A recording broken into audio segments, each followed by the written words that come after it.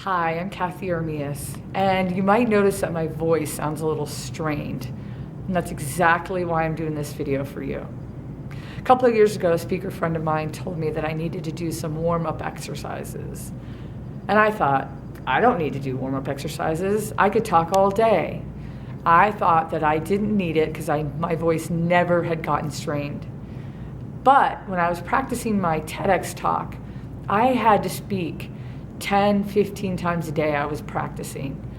And that's when I really noticed that there was a lot of strain put on my vocal cords and also on my face. Like when I got really tired, it was harder for me to pronounce words. So I'm going to show you a simple warm-up routine that I do that consists of 3 parts. The first part is a breathing exercise part. The second is your face needs to warm up its muscles, like the tongue and the muscles in your cheek and everything that you use when you talk. And finally, the third one is your actual vocal cord warm-up exercises. So the first one, breathing exercises. It's really important to practice breathing exercises because if you've ever spoke for a long period of time and you recorded yourself, you might have heard audible breaths that you take. Like maybe you start the sentence off and you go, or you're in the middle of a sentence and you can hear yourself breathing heavy. That's because your diaphragm really needs that work. You really need to learn how to expand it. So a vocal coach friend of mine taught me this simple exercise. And it's that you breathe in as deep as you can, you hold it for a second, and then you breathe out inaudible breaths. So like this, you go,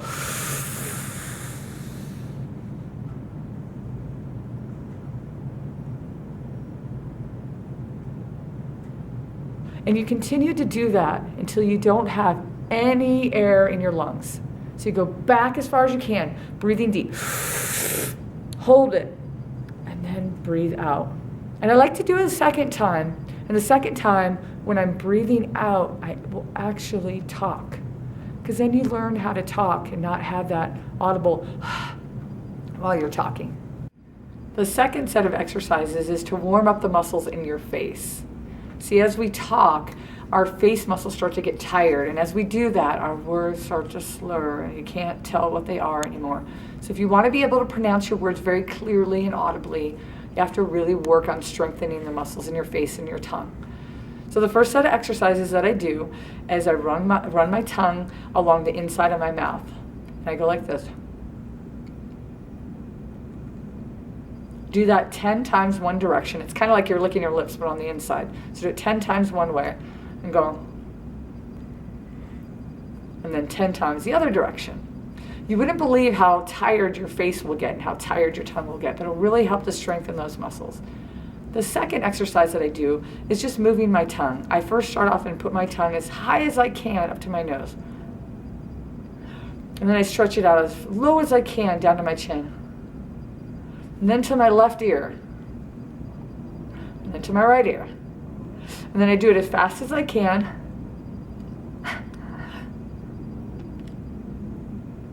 Ten times.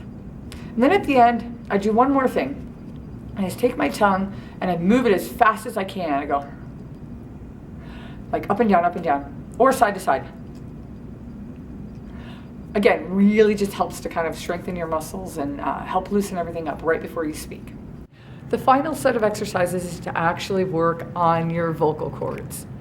I like to do it last because you've already warmed up your diaphragm, you've warmed up your face, and now you're getting ready to just work on your vocal cords. So the first exercise that I do is I do a thing where I say ho hum, and I hold the hum as long as I can. I go ho hum.